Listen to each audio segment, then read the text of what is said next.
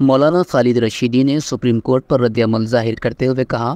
کہ طلاق یافتہ مسلم خواتین سیکشن 125 CRPC کے تحت کفالت کا دعویٰ کر سکتی ہے۔ انہوں نے کہا کہ دیکھ بھال کے بارے میں جو فیصلہ آیا ہے اس کا مطالعہ پرسنل لاء بورڈ کی قانونی کمیٹی کرے گی، اس کے بعد ہی ہم کوئی تبصرہ کر سکیں گے۔ جہاں تک شریعت کا تعلق ہے، آئین نے ہر ایک کو اپنے ذاتی قوانین پر عمل کرنے کی آزادی دی ہے۔ مسلم پرسنل لاء کے مطابق اگر جوڑا ایک ساتھ نہیں رہ رہا ہے تو اس کے بعد رشتہ ختم کرنے کا حق شوہر پر ہے۔ تقریباً 3 ماہ کے بعد عورت پھر شادی کرنے کے لیے آزاد ہے۔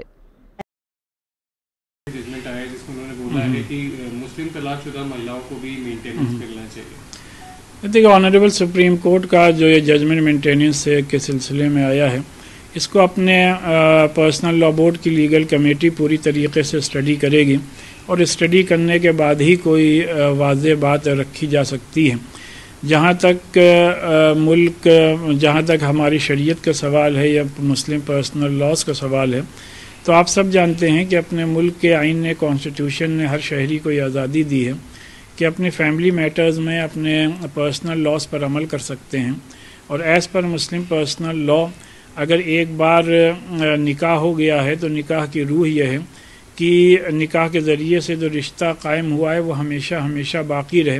اور اگر دونوں میاں بیوی ایک دوسرے کے ساتھ نہیں رہ پا رہے ہیں تو دونوں کو یہ اختیار ہے کہ خلا کے ذریعے سے، طلاق کے ذریعے سے اس رشتے کو ختم کر دیں۔ اور اس کے بعد شوہر پر یہ ذمہ داری عائد کی گئی ہے کہ اگر دونوں میں سپریشن ہو گیا ہے، طلاق ہو گئی ہے، تو عدت کی مدت کے کا مینٹیننس وہ اپنی سابقہ بیوی کو دے گا، اور اس کی لمٹ تقریباً 3.25 مہینے ہے، اور 3.25 مہینے کے بعد وہ عورت پوری طریقے سے آزاد ہے کہ جس کسی بھی دوسرے شخص کے ساتھ چاہے وہ اپنا آزادی کے ساتھ شادی کرے اور اپنی زندگی گزارے۔ تو لہٰذا اسی لیے بات کہی جا رہی ہے کہ جو بھی ججمنٹ آیا ہے اس کو پوری طریقے سے اسٹڈی کرنے کے بعد انشاءاللہ بات تفصیل سے رکھی جائے گی۔